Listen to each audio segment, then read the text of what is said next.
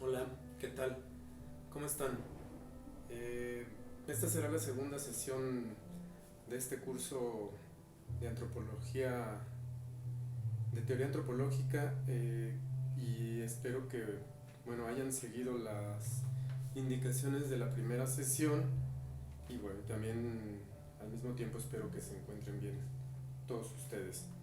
En esta ocasión vamos a ver dos de las temáticas planteadas en el curso, dos textos, ¿no? Dos circunstancias específicas de el curso mismo. La primera de ellas es el texto de Esteban Crotz llamado Viajeros y Antropólogos, aspectos históricos y epistemológicos de la producción de conocimiento. Eh, en realidad no quiero que veamos todo el texto, porque algunas partes del mismo, las más avanzadas, eh, no están estrechamente relacionadas al momento histórico que estamos planteándonos en este inicio de nuestro curso. Por lo tanto, no vamos a agotar esta lectura, vamos a tratar de utilizarla para otros momentos, ¿no? del mismo, de tal suerte que, bueno, solo veamos algunas sección, de hecho la primera sección, la segunda también, de este texto de Esteban Crotz. De hecho, la segunda parte de este texto de Crotz es en esencia la parte que quiero utilizar para esta lección del día de hoy. Esta segunda parte del texto se llama Hacia la valoración social de viajar durante el siglo de las luces.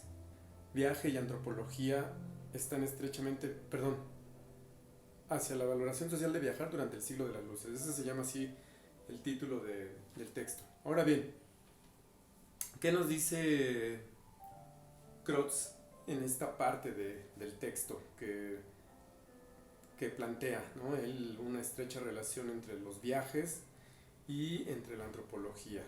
Eh, del hecho mismo de que los europeos empezasen a tener, digamos, este impulso social por los viajes, ¿no? Por las, digamos, el encuentro de nuevas zonas comerciales, ¿no?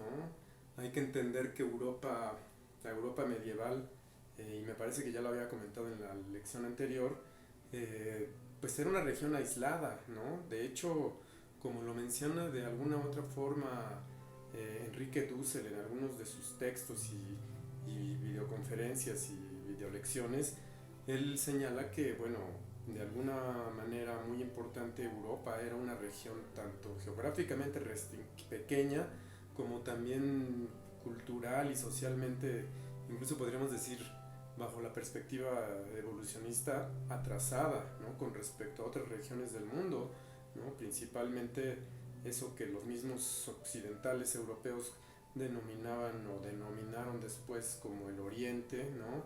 Es decir, el Medio Oriente, que era la parte geográfica que hoy se conoce pues con diferentes nombres, ¿no?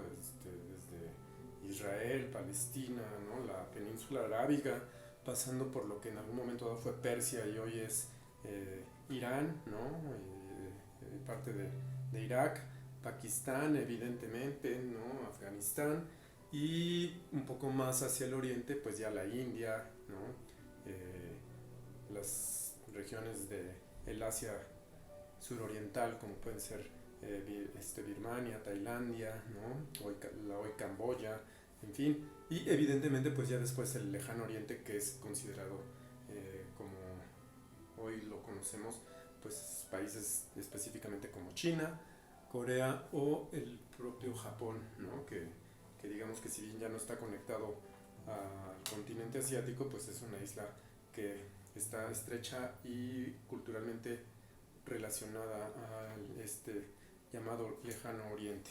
Muy bien, bueno, ¿qué fue lo que de alguna u otra manera, o cómo podemos entender esta trayectoria de los viajes europeos occidentales, ¿no? Dice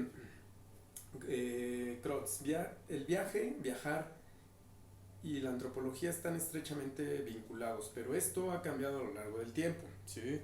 No es lo mismo efectivamente el tipo de viajes y los motivos de los viajes que se suscitaron a lo largo de los siglos, digamos, de la primera modernidad, ¿no? El siglo, incluso aquí podemos tener diferentes definiciones de cuándo empieza la modernidad, siglo XIII, XIV, XV, ¿no? En fin. Pero bueno, digamos que de esos siglos, del siglo XIII un poco para adelante, que lo que pues después se entendió como viajar, ¿no? Y de hecho, bueno, pienso que incluso con esta crisis del coronavirus podemos plantearnos de alguna otra manera los límites y los alcances del viaje en nuestra época, en la modernidad, digamos, como dicen algunos autores, tardía, ¿no? Del capitalismo tardío, si es que también algo así existe, ¿no?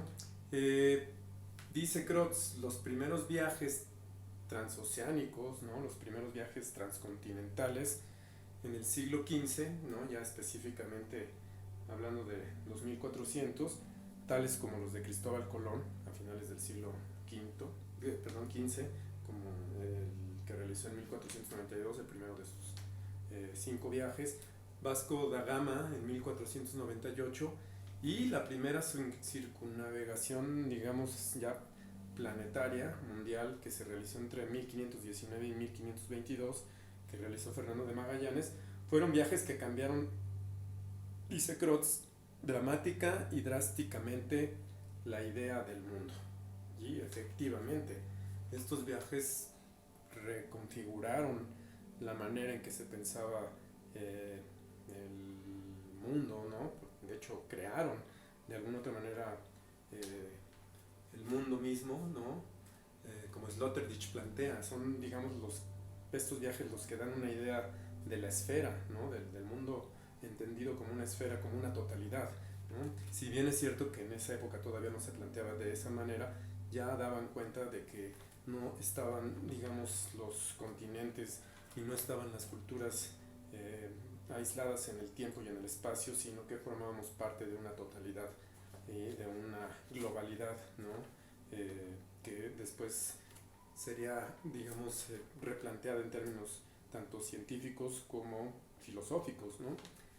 En aquella época, dice Crotz, la cotidianidad europea radicaba básicamente en el hogar, ¿no? Y el hogar incluyendo las actividades del trabajo cotidiano, ¿no? La agricultura, en fin, la artesanía, el trabajo artesanal, estaban todavía ubicados muy cerca del hogar, ¿no? La vida doméstica y la vida laboral todavía no se dislocaban plenamente como en el mundo moderno lo vemos con mayor claridad, ¿no? Así es de que la vida doméstica y sus cercanías eran entornos en los que el ser humano europeo vivía y habitaba de manera todavía muy cotidiano, ¿no?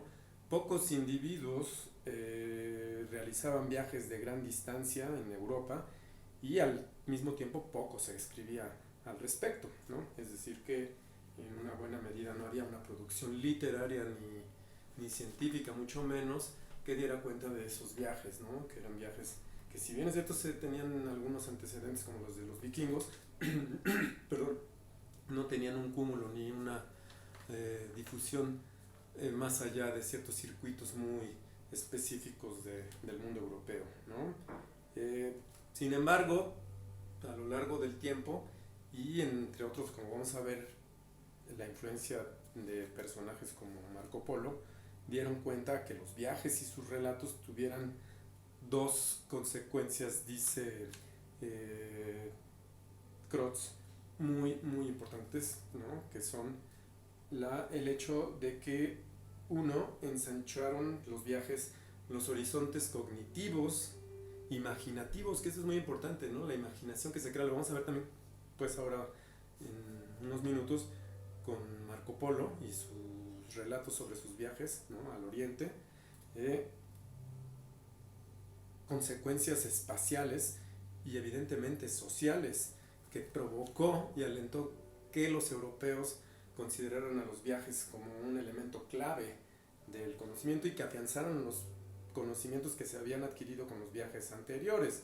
Entonces esto fue así como un círculo digamos, virtuoso o vicioso, dependiendo de cómo lo queramos interpretar, que permitió que los viajes anteriores dieran pauta que más viajes se realizaran a lo largo de los siglos y de los años posteriores, ¿no? La segunda consecuencia, dice Crotz, que tuvo esto de los viajes fue que muchas capas sociales europeas comenzaran a concebir la idea del viaje como un asunto heroico, aceptable y digno de imitar, ¿no? Crotz por ahí señala algunos de los viajeros de la época. Les voy a recomendar y les voy a poner en la página, del grupo de Facebook, que vean lo que es el viaje de James Cook, ¿no? En el Pacífico del Sur, ¿no? Que fue, digamos, el viaje con el que los ingleses de cierta manera intentaron y lo lograron, si se ve desde esa perspectiva también, pues la conquista de los mares del sur y con eso la expansión de su dominio imperial allá ya por el siglo, mediados del siglo XVIII, ¿no? Y bueno, pues ese documental, que no es muy largo, esperaría que lo vieran y que también lo comentaran, de tal suerte que pues viésemos cómo estas capas, y no solamente capas sociales, sino sectores sociales como los militares ingleses, vieron en los viajes ya toda una suerte de herramienta fundamental para el conocimiento del mundo, tanto cultural como natural, ¿no? Y social, por lo tanto, y también en consecuencia político, ¿no? Entonces, en esa medida es muy importante esta consecuencia que van a tener los viajes en la imaginación y en el conocimiento de los europeos sobre de otras regiones. Ahora bien, dos de estos, digamos, claros ejemplos de esta nueva concepción del viaje en el mundo moderno occidental son Voltaire, con su texto, conocido como Cándido, y Emmanuel Kant, con sus diferentes escritos antropológicos y filosóficos. Kant en algún momento dado incluso enaltece el viaje como un elemento clave del conocimiento de la naturaleza y lo humano, y de una u otra manera afirma Kant que los viajes son un medio idóneo, o por lo menos leer sobre viajes son un medio idóneo para poder conocer a lo humano en general, ¿no? Entonces, bueno, con Kant y con Voltaire, Crotz va a ilustrar de buena gana y de buena manera el impacto que van a tener los viajes en esta nueva concepción del mundo europeo, ¿no? Ahora bien, vamos a detenernos un poco, tampoco quiero que sea muy largo y les voy a recomendar también ver algún par de cuestiones al respecto en algunos documentales y videos, además de que puedan hacer algunas lecturas de los viajes de Marco Polo, ¿no? Que a lo mejor no es una lectura tan divertida, o no lo sé, por lo menos puede ser árida en algunos sentidos, porque pues es un texto que ya tiene obviamente muchos siglos de que fue escrito inicialmente, y que a lo mejor pues para, digamos, la mentalidad contemporánea ya no es tan eficiente en términos de su narrativa, en fin, pero que tiene obviamente todavía un gran peso y un impacto, digamos, muy importante en esto que estamos hablando sobre de los viajes y del impulso europeo de viajar, no solamente por motivos comerciales, sino posteriormente por motivos de conocimiento tanto antropológico como de otra índole, ¿no? de índole científica en general, ¿no? Bueno, el mismo Marco Polo es un personaje, digámoslo así, todavía lleno de oscuridad histórica, ¿no? No se tiene certidumbre prácticamente de casi nada de lo que Marco Polo hizo, si es que realmente en algún sentido existió un personaje llamado como tal Marco Polo o no, ¿no? Es decir, podemos y seguiremos debatiendo seguramente durante mucho tiempo qué tan certero no es nuestra idea del mismo Marco Polo, pero digamos que si nos atenemos un poco a lo que se tiene, se piensa que Marco Polo nació por ahí de 1254 y que murió en 1324. Les digo, todo esto queda todavía en duda y no se sabe con certidumbre bien a bien si esto es real o no lo es, en fin. Pero bueno, también se supone que escribió, o por lo menos relató y después fue compilado, un texto que se llamó Los viajes de Marco Polo, y también, de como veremos, pues esto es todo un tema que está a debate, pero lo que no está a debate es de una u otra manera que viajantes posteriores, comerciantes y mercaderes posteriores como Cristóbal Colón, leyeron una versión de los viajes de Marco Polo, y ellos se vieron muy influenciados de cierta manera por todo lo que se narra en este texto tan importante, ¿no? Por lo menos en ese sentido en particular, ¿no? Eh, Se dice, por ejemplo, entre otras cosas, y es muy reiterado, que Marco Polo viajó hacia lo exótico, ¿no? Que es precisamente esto, la idea del lejano oriente, que también, si lo vemos de alguna otra manera, son elementos que afianzaron esta dicotomía entre lo occidental y lo oriental, ¿no? Lo oriental entendido siempre bajo una perspectiva de exotismo y de salvajismo, ¿no? De, digamos, de no culminación del proceso civilizatorio. Entonces siempre hay este dejo importante de minimización o de comparación con la cultura europea y la cultura o las diferentes culturas orientales, ¿no? Que van a estar en el orden jerárquico civilizatorio concebidas como siempre como inferiores, ¿no?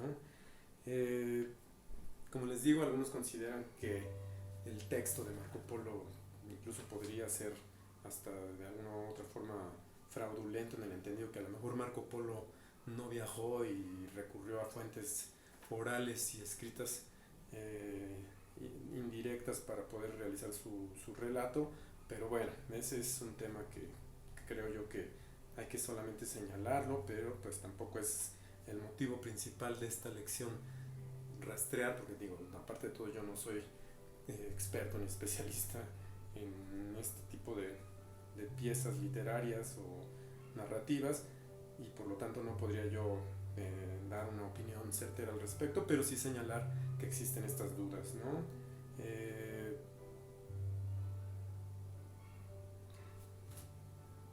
Tenemos que considerar que después del siglo XIII Europa comenzó una época en la que el deseo por las especias y telas finas del mundo oriental fue creciendo considerablemente, ¿no? El hecho de que se tuviera ya conocimiento de la seda, de que que bueno, es un conocimiento de mucho tiempo atrás, ¿no? Viene desde épocas mucho más antiguas, pero que bueno, pues este impulso por tener este tipo de recursos entre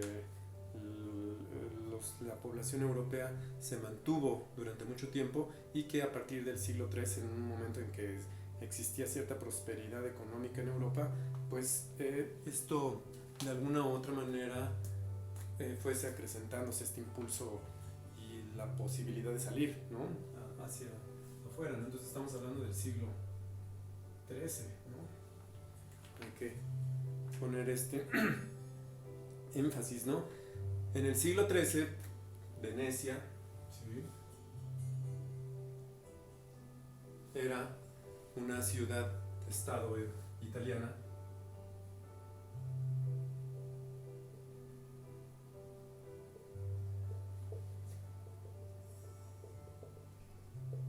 muy importante, ¿no? Era una ciudad, de hecho, hegemónica, digámoslo así, en Europa, ¿no? Tanto comercial como política y culturalmente, ¿sí?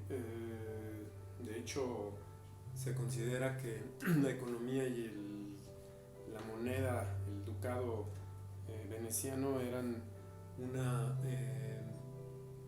de las monedas más importantes, o tal vez la más importante durante este periodo del siglo XIII en Europa, y por lo menos en el área mediterránea, ¿no? Y incluso más allá en alguna medida, hacia el oriente mismo, ¿no?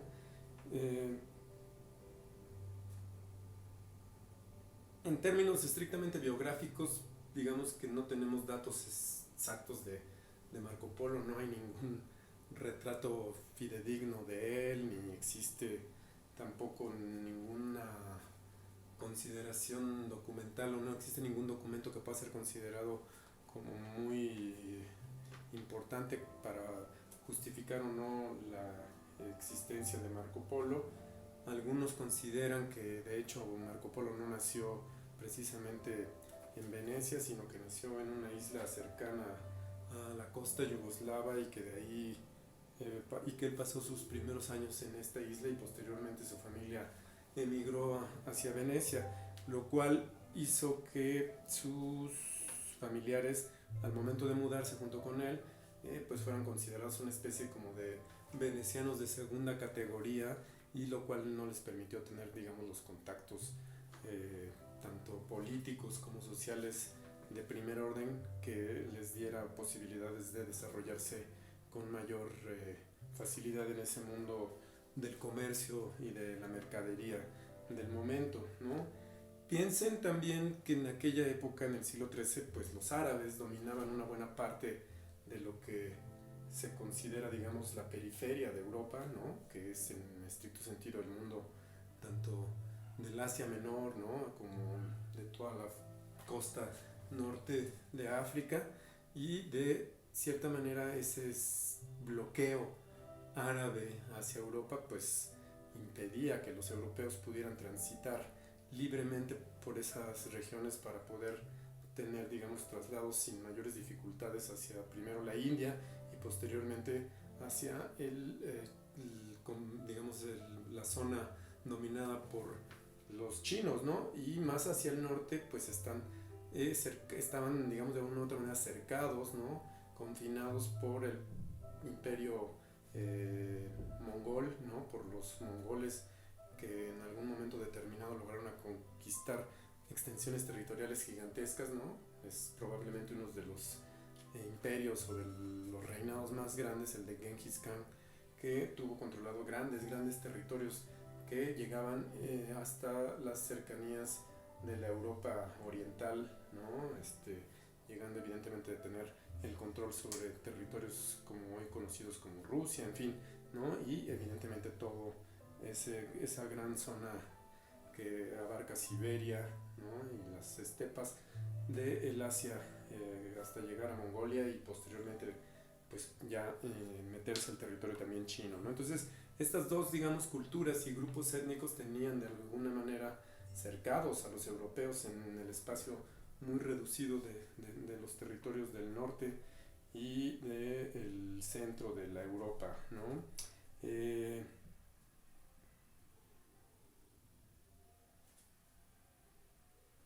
Estas condiciones, digamos, de alguna u otra manera de aislamiento europeo alimentaron una imaginación muy distorsionada. También hay que pensar que la forma de concebir el mundo de la Europa de la Edad Media pues estaba fuertemente y estrechamente vinculada a la concepción bíblica, y por lo tanto pues este conocimiento que se tenía, que era prácticamente nulo, estaba muy distorsionado respecto a lo que el mundo oriental significaba, ¿no? Y se creaban ideas muy absurdas de que el mundo pagano, ¿no? Tanto de ellos llamados de los moros y de los sarracenos, como les decían, o de los tártaros, como les denominaban a los grupos étnicos mongoles, pues desafortunadamente no se, digamos, sustentaban en ninguna lógica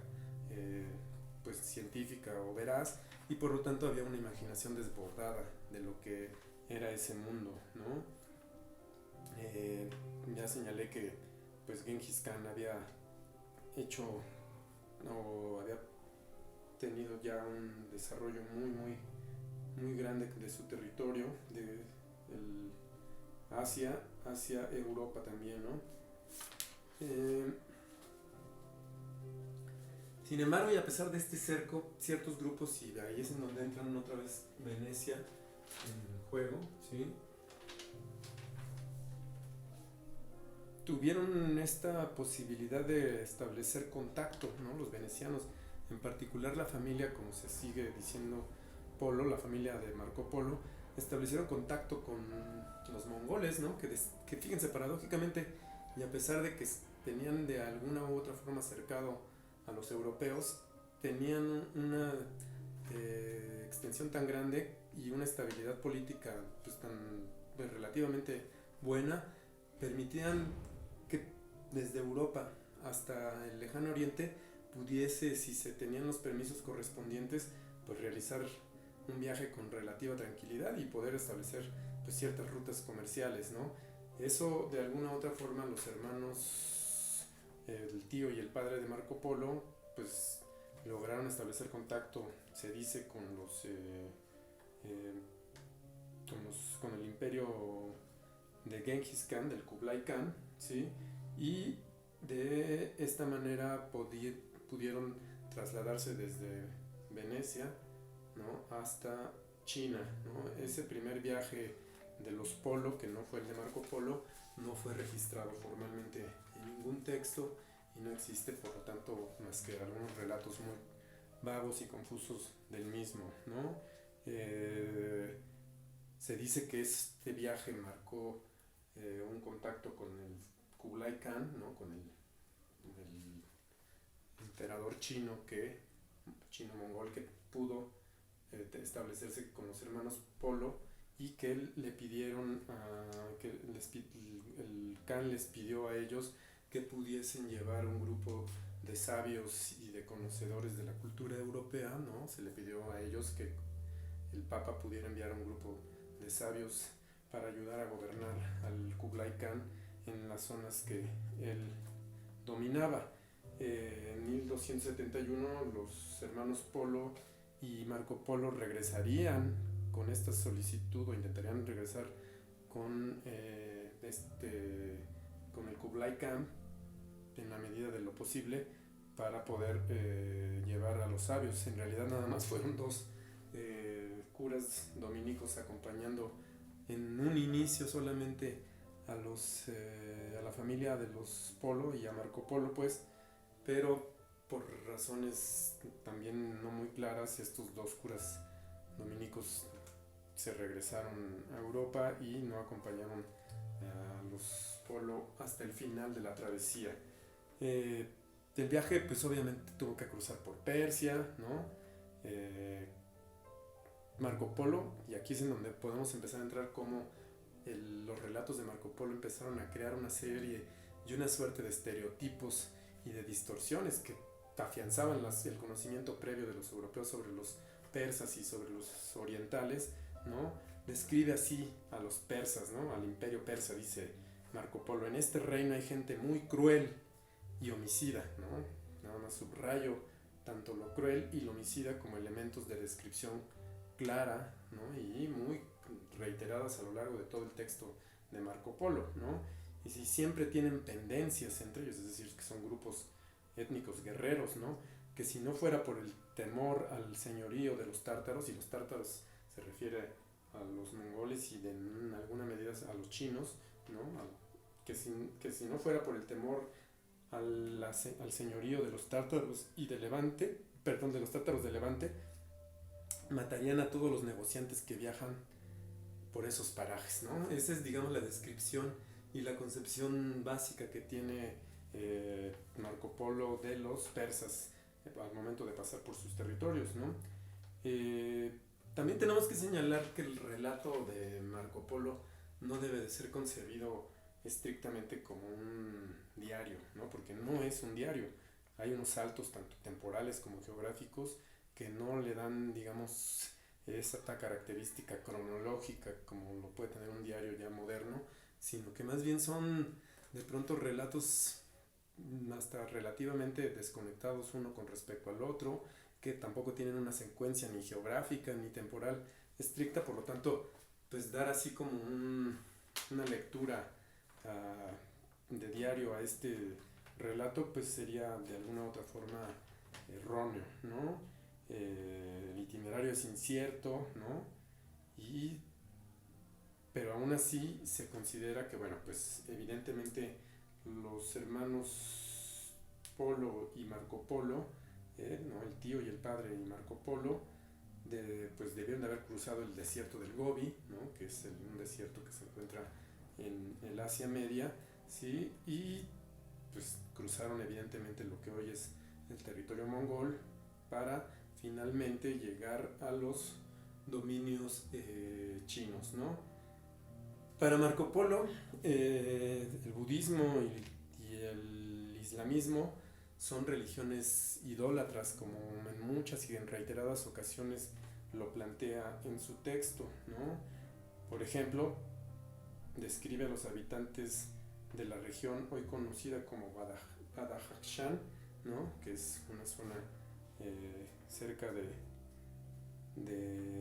Irak, de Irán, de la siguiente forma: son idólatras, otra vez, y muy salvajes, ¿sí? No viven de la caza y son malísimos en términos morales, ¿no? Él establece que son personas con malévolas y dañinas.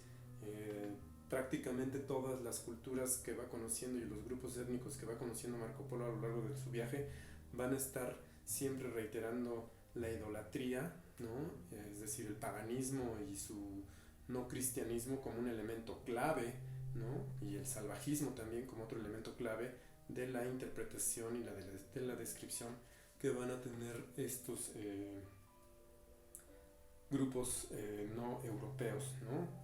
Finalmente, a su encuentro con el Gran Khan, Marco Polo, también dicen muchos de forma pues extraña, y eso pone en tela de juicio su relato, pues va a ser designado como una especie de emisario. Algunos dicen, otros, que eso incluso demuestra la veracidad del relato, ¿no? Porque parecía que esto era una práctica común entre los khanes, ¿no? Entre los gobernantes chinos, ¿no?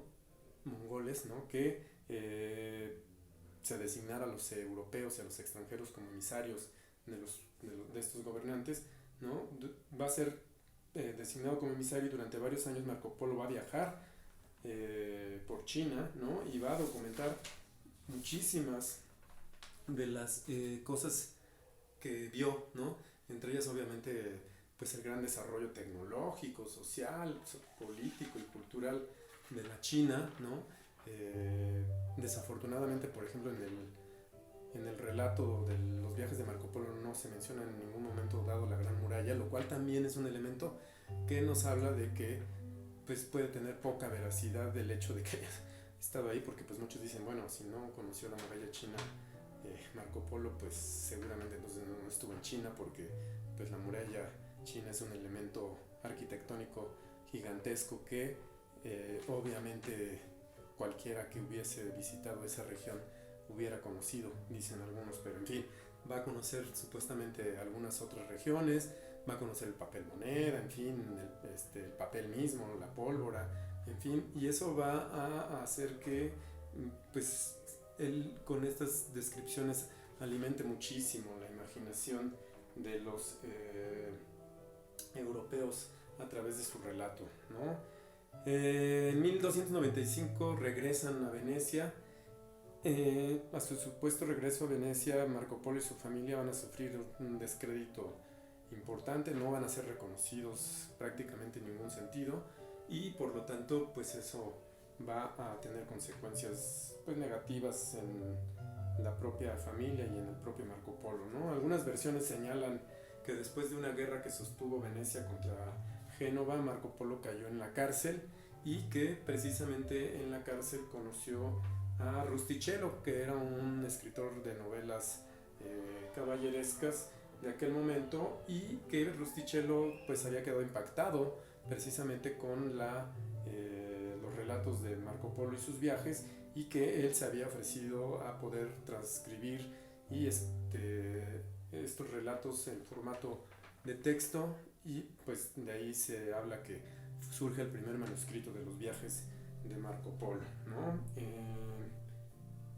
Esto después, con la creación y con la invención europea, o por lo menos de la versión europea de la imprenta, pues va a convertirse en un libro que se convertirá en uno de los libros más vendidos y más, digamos, solicitados por el público europeo.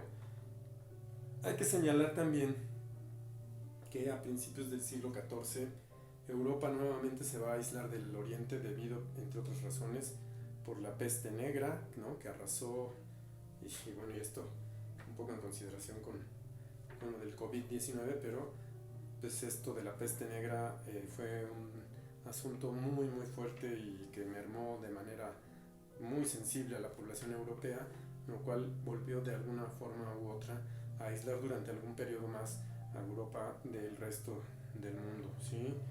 Marco Polo murió, como ya había señalado, en 1324, ¿sí? Y como señalé también ya de alguna otra manera, su libro se popularizó de forma muy vertiginosa y con la imprenta se difundió con mayor eficacia todavía más, ¿no? Sus textos dieron pauta a una nueva cartografía del mundo que pues también alimentó la imaginación y la falsificación de las culturas orientales, ¿no? Es decir, que llenó de imprecisiones y de relatos y ubicaciones erróneas, pero que, como ya señalé al principio, impulsó a los europeos hacia una nueva era de exploraciones que se consolidaron a lo largo del siglo XV y del siglo XVI, también como ya de alguna u otra manera se señaló al inicio de esta lección. Como también de alguna u otra manera ya señalé, pero me gustaría reiterar y con esto también ir cerrando la sesión del día de hoy, las dudas sobre la existencia de Marco Polo y su viaje persisten en la actualidad, pero lo que es indudable es que sus relatos fueron un gran incentivo para volcar a los europeos hacia afuera de su mundo y comenzar la era conocida como la era de la modernidad. Si esto es así, pues Marco Polo es uno de los precursores fundamentales de toda esta nueva forma de organización social, ¿no? De esta nueva forma de percepción del mundo, de conocer el mundo, y por lo tanto pues es importante reconocer que incluso con la posibilidad de que Marco Polo no haya existido, el mundo europeo y el mundo en general, por lo tanto, cambiara muchísimo con la publicación y la popularización de los relatos que están en el texto que espero ustedes puedan leer. Después de esto vamos a ver a Cristóbal Colón en alguna medida como ya una figura histórica de la cual no se tiene ningún tipo de controversia. Está obviamente y completamente probado la existencia de Cristóbal Colón y todo lo que implica de alguna u otra manera sus cartas y sus relatos en el Nuevo Mundo. Entonces, bueno, vamos a dejar un poco hasta aquí. Espero que puedan seguir los links que se están planteando en el Facebook, en la página del grupo de Facebook, y espero que continúen con sus lecturas y también con los documentales que les estoy proponiendo en el mismo. Por su atención, pues muchísimas gracias y seguimos en contacto a lo largo de las siguientes sesiones. Hasta luego.